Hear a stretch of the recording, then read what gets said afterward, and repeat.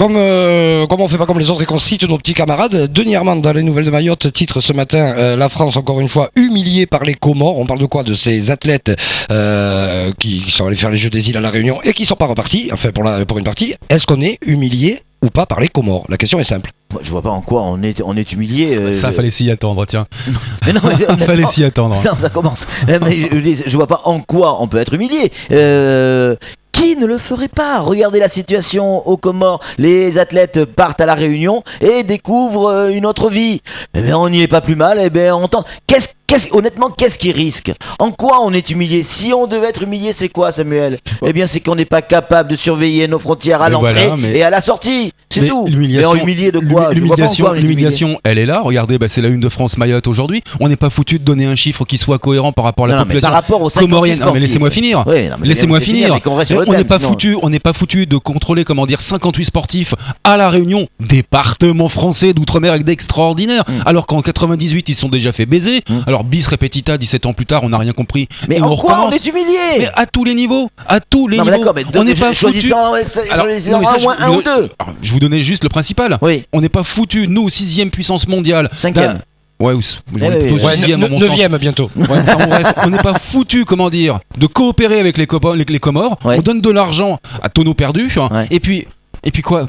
On les laisse venir. On n'est même pas foutu de rendre hermétiques nos frontières. En quoi on est humilié? Ils se jouent de nous en permanence. C'est-à-dire qu'on se fait cracher à la gueule à longueur d'année. Et puis en fin de compte, qu'est-ce qu'ils veulent? Ils veulent venir chez nous. Et puis en même temps, ils sont repartis. Ils ont disparu dans la nature. Messieurs, c'est peut-être pas eux qui nous crachent à la gueule. C'est peut-être pas les sportifs qui crachent à la gueule. C'est le gouvernement comorien, pardon. Et voilà, c'est une poignée d'élus comoriens qui se servent de cet argument, qui est un argument politique. Mais quand on discute avec, et j'ai eu l'occasion de le faire, du côté des Comores, la population ne pense pas forcément comme les élus politiques. Alors qu'elle s'exprime quand elle vote, ce serait peut-être bien mais aussi un jour. Il va y avoir... Ouais, mais seulement voilà, c'est facile de dire ça, seulement quand on est dans un pays où c'est extrêmement compliqué de vivre ou de survivre et qu'il y a quelqu'un qui arrive avec une poignée d'argent, je peux vous dire, quand on a des gamins à nourrir, l'argent, on le prend. Et c'est ce qui s'est passé pour ces sportifs. Ils sont allés aux Comores, ok, ils sont 58. À la Réunion, à la Réunion, pardon. Effectivement, ils devaient repartir aux Comores parce que leur visa...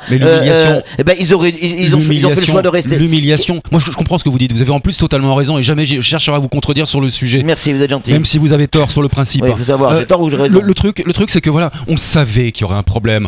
On savait qu'à chaque fois, chaque jour, la police aux frontières, à la Réunion ou même à Mayotte, intercepte des mecs qui veulent venir avec des faux papiers ou alors dont on sait que le visa, ils le respecteront jamais et resteront et s'évaporeront. Ils le savent.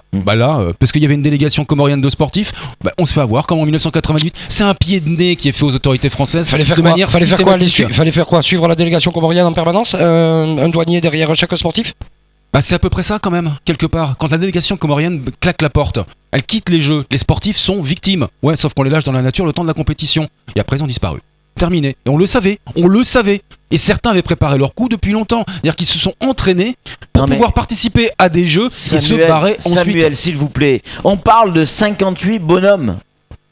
La France est humiliée. 58 bonhommes. Oui. Est-ce qu'il n'y a pas plus grave, plus important pour parler d'humiliation de la France? Mais même s'il y en avait qu'un, disproportionné, moi. Mais non, mais même s'il y en avait qu'un bonhomme et pas 58, ce serait exactement la mais vous avez toujours pas répondu à la question. Comment la France est humiliée? Ce pays se joue de nous.